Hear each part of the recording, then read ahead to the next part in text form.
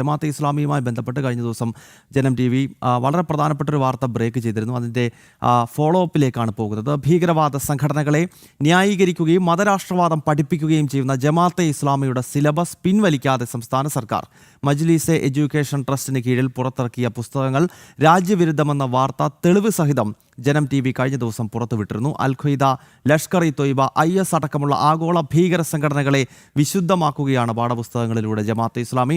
വീണയാണ് തിരുവനന്തപുരത്ത് നിന്ന് വിവരങ്ങളുമായി ചേരുന്നത്. വീണ, ഈ ജമാഅത്തെ ഇസ്ലാമി എന്ന സംഘടന അതിൻ്റെ രൂപീകരണ കാലം മുതൽ തന്നെ അതിൻ്റെ പ്രവർത്തന രീതികൾ, ആ സംഘടന മൗദൂദി തുടങ്ങുന്ന ഘട്ടത്തിൽ രൂപീകരിച്ച അതിൻ്റെ ഭരണഘടന, ഇതെല്ലാം പരിശോധിച്ച് കഴിഞ്ഞാൽ സാമാന്യ ബോധമുള്ള ഏതൊരു വ്യക്തിക്കും ഇതൊരു ലക്ഷണമൊത്ത തീവ്രവാദ സംഘടനയാണ്, ഇത് ഈ ലോകത്തിന് വിനാശകരമാണ് എന്ന് മനസ്സിലാവുന്നതാണ്.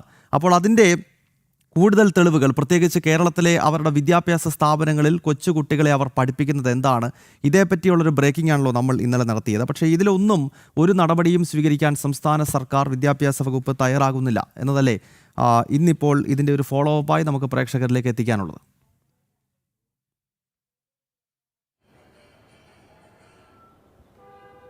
തീർച്ചയായും ഗൗതം, അത് തന്നെയാണ്. കഴിഞ്ഞ ദിവസം ജനം TV ആണ് ഇത് പ്രേക്ഷകർക്ക് മുന്നിലേക്ക് ഒരു ഞെട്ടിക്കുന്ന വാർത്ത എത്തിച്ചത് എന്നുള്ളതാണ്. എന്നാൽ ഈ ഒരു വാർത്ത വന്ന മണിക്കൂറുകൾ കഴിയുമ്പോൾ പോലും വിദ്യാഭ്യാസ വകുപ്പ് ഇതുമായി ബന്ധപ്പെട്ടൊരു നടപടി സ്വീകരിക്കുന്നില്ല എന്നുള്ളതാണ്.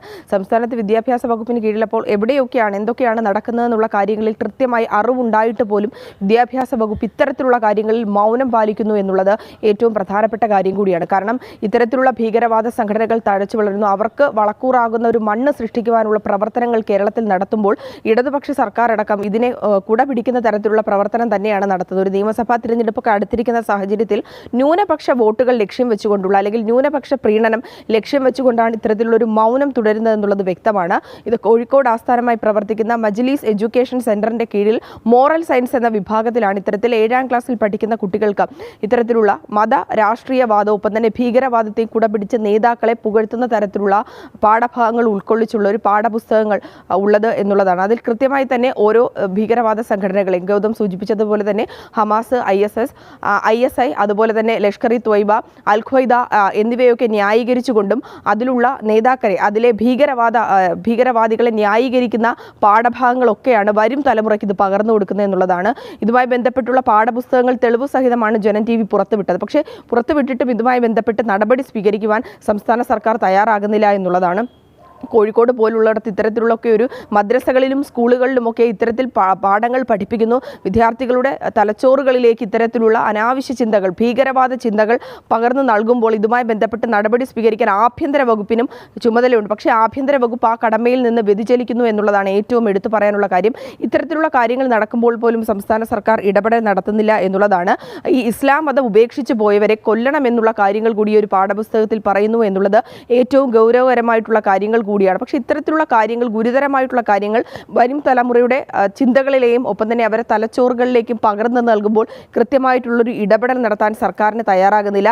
എന്തിനാണ് ഇത്തരത്തിലുള്ളൊരു മൗനം? അതായത് പലതരത്തിലുള്ള കാര്യങ്ങൾ രാജ്യത്തുടനീളം അത്തരത്തിൽ, അല്ലെങ്കിൽ ഭാരതത്തിന് പുറത്തും ലോകത്തുമൊക്കെ അത്തരത്തിലുള്ള കാര്യങ്ങൾ നടക്കുമ്പോൾ, അത്തരത്തിലുള്ള അനുഭവങ്ങൾ മുന്നിൽ നിൽക്കുമ്പോൾ പോലും കേരളത്തിലും ഇത്തരത്തിലുള്ള കാര്യങ്ങൾ വേരുറപ്പിക്കുവാനുള്ള ശ്രമങ്ങൾ നടക്കുമ്പോൾ, അതും ജമാഅത്ത് ഇസ്ലാമിയുടെ കീഴിലുള്ള മദ്രസകളിലും സ്കൂളുകളിലും ഇത്തരത്തിൽ വിദ്യാർത്ഥികളെ ലക്ഷ്യം വെച്ചുകൊണ്ടുള്ള പ്രവർത്തനങ്ങൾ നടത്തുമ്പോൾ സർക്കാരും ആഭ്യന്തര വകുപ്പും നടപടി സ്വീകരിക്കുന്നില്ല എന്നുള്ളത് തന്നെയാണ് ഏറ്റവും പ്രധാനപ്പെട്ട വിഷയം. ഇതിന് പിന്നിലുള്ള ഏറ്റവും പ്രധാനപ്പെട്ട കാര്യം എന്നുള്ളത് ഈ വോട്ട് ലക്ഷ്യം വെച്ചിട്ടുള്ള പ്രവർത്തനം തന്നെയാണ് സർക്കാർ അല്ലെങ്കിൽ കണ്ണടയ്ക്കുന്നത് എന്നുള്ളതാണ്. ഈ നിയമസഭാ തിരഞ്ഞെടുപ്പ് അടുത്തിരിക്കുന്ന സാഹചര്യമുണ്ട്. അപ്പോൾ ന്യൂനപക്ഷങ്ങളെയൊക്കെ കൂട്ടി നിർത്തിക്കൊണ്ട്, അവരെയൊക്കെ ഒപ്പം ചേർത്തുകൊണ്ട് വീണ്ടും മൂന്നാമതും എങ്ങനെയെങ്കിലും അധികാരത്തിലേക്ക് കടിച്ചു തൂങ്ങുക, അതിൻ്റെ ഭാഗമായി തന്നെയാണ് ഇത്തരത്തിലുള്ള കാര്യങ്ങൾക്ക് സർക്കാർ മൗനം തുടരുന്നത് അല്ലെങ്കിൽ കണ്ണടയ്ക്കുന്ന ഒരു നിലപാട് സ്വീകരിക്കുന്നത്. ഗൗതം.